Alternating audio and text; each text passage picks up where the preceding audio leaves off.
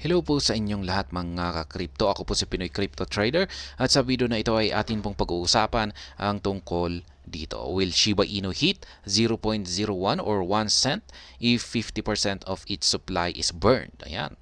Kung nasunog nga ba yung kalahati sa circulating supply ngayon ni Shiba Inu, ay posible kaya na mahihit niya ang market price na 1 cent or 0.01 dollar. Yan po ang ating aalamin sa video na ito. Pero bago po tayo magpatuloy, ay nais ko po munang bigyang linaw ang aking disclaimer kung saan ang nilalaman po ng video na ito ay hindi po ito isang financial advice. For education and information purposes lamang po ang layunin nito.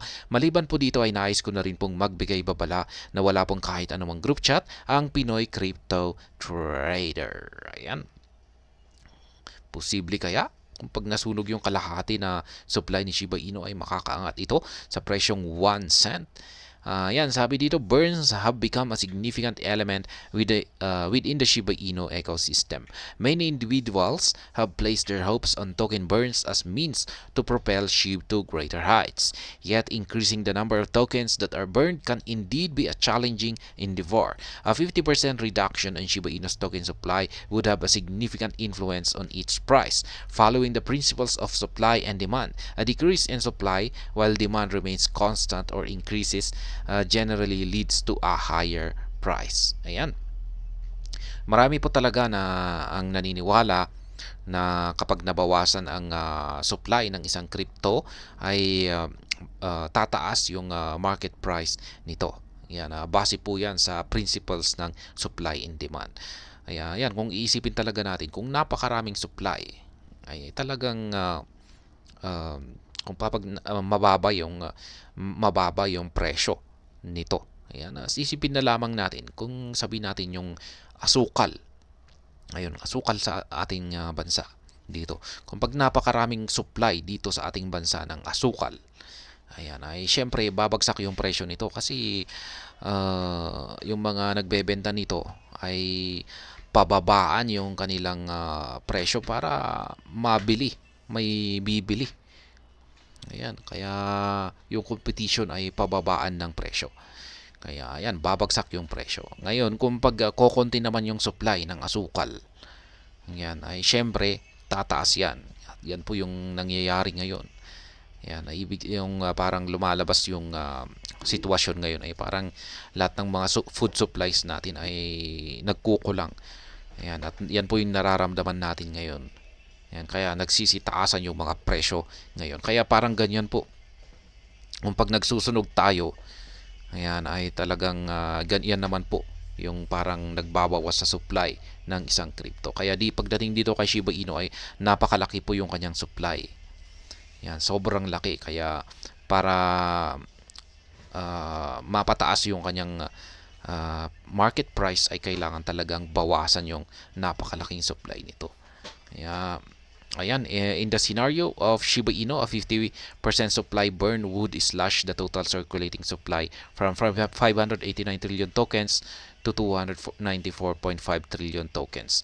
Assuming that demand for SHIB remains steady, this implies that the value of each SHIB token would need to double in order to sustain the same market capitalization. Ayan. Ayan po kasi yung current circulating supply ni Shiba Inu, 589 trillion na tokens. Kung pag nakalahati po ito ay magiging 294.5 trillion tokens. Ayan. It is important to recognize, though, that the constancy of demand for SHIB is not guaranteed. If the supply burn is effective and the price of SHIB starts to climb, this might generate heightened interest among investors. This would potentially push the price of SHIB even higher.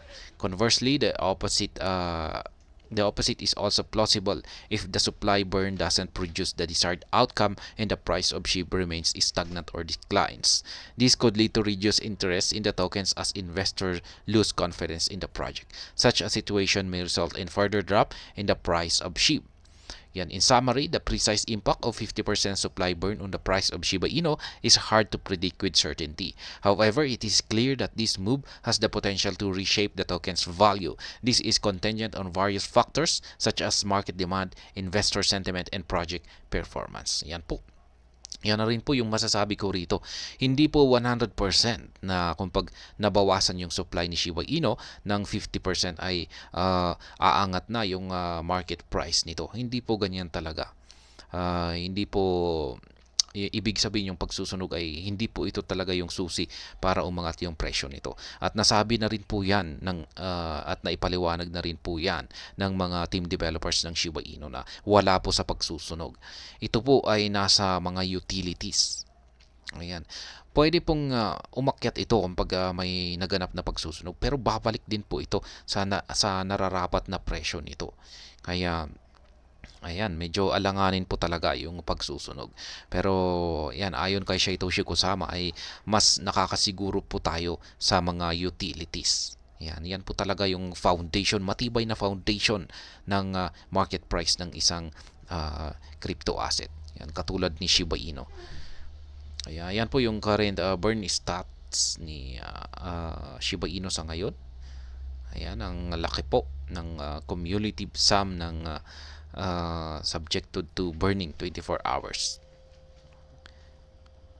At ayan, hanggang dito na lamang po tayo sa video na ito mga crypto. Sana po ay inyong nagustuhan ang aking paliwanag dito. Kung inyo po itong nagustuhan ay pakiclick lamang po ang like button nito. Para naman po sa mga bago lamang dito, kayo po ay aking inaanyayahan para mag-subscribe. Pakiclick na rin po ang bell icon nito dahil ito po ang siyang magsisilbing notification nito sa mga bago kong videos na akin pong ina-upload sa aking YouTube channel na ito.